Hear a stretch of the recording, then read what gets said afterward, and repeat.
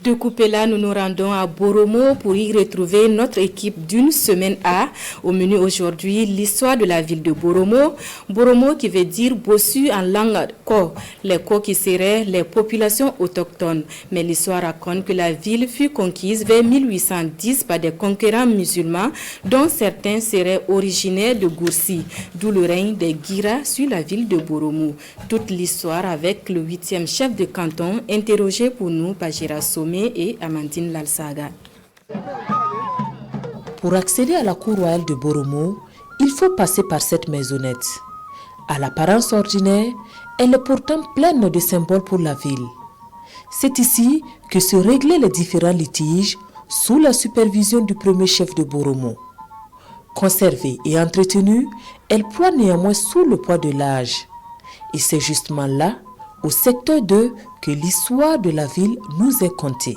Boromo, il y a eu plusieurs ethnies. La première ethnie, c'était des Pouglis qui étaient là et ils sont partis. Ensuite, les Ko sont arrivés et vivaient de chasse et de pêche. Mais Boromo n'était pas un havre de paix. Toute personne qui traversait Boromo et qui dépose ses bagages à Boromo, ça ne lui appartient plus.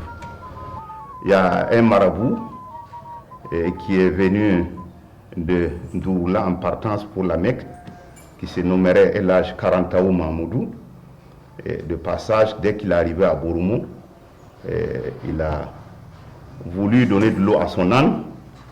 Donc, il a déposé les bagages. Donc on lui a dit que non, que ce n'est plus possible. Les bagages appartiennent maintenant en tout cas aux populations. Il est allé à la Mecque, il a fait son pèlerinage, 7 ans. Et quand il est revenu, il est venu s'installer à Doumakoro. Ça, c'est à quelques kilomètres d'ici, au bord du fleuve. Donc il a fait ses prières, il dit qu'il faut pacifier cette zone-là. Et il se trouvait que notre grand-père, Feu Guira Yaya, était commerçant, venu du Yatenga, plus précisément de Goursi. Étant en partance pour le Ghana, il faisait du commerce de cola et du sel. Donc il a trouvé le vieux au bord du fleuve, il s'est arrêté, ils ont prié ensemble. Il a demandé qu'est-ce qui se passe, il est installé ici, il lui a expliqué la situation. Il a dit si c'est comme ça, je vais débourser chemin, je vais aller voir les parents. Et nous allons nous organiser pour venir t'appuyer. Parce qu'il faut qu'on fasse la guerre sainte à Boromo. Selon l'actuel chef de canton, plusieurs familles issues de localités diverses participent à cette offensive. Après une âpre lutte, Boromo est conquis. Et c'est le début de la dynastie des Guira. Après la victoire, le vieux Karantaou a décidé que Guira Yaya, lui, il s'installe à Boromo. Et c'est ainsi qu'il a nommé chef de Boromo. Et lui-même, il a pris Wahabou. Les Koulibaly ont pris Nanou. Les Seynou Koho et les Sissé Sani. Voilà un peu l'histoire. Ce qui fait que nous, on se retrouve chef de Boromo. Mais pourquoi la ville porte-t-elle le nom de Boromo? Boromo est tiré du nom, la langue Ko, qui veut dire Bono. Bono, ça veut dire que c'est un couple bossu, en fait, qui a créé en fait les premiers habitants de Boromo.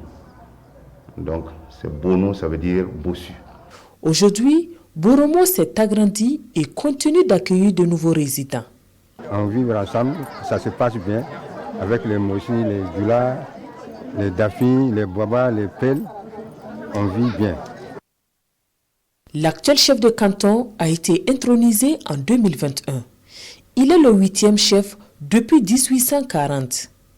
Selon lui, l'un de ses défis majeurs reste la préservation de la paix et de la cohésion sociale léguée par ses dévanciers.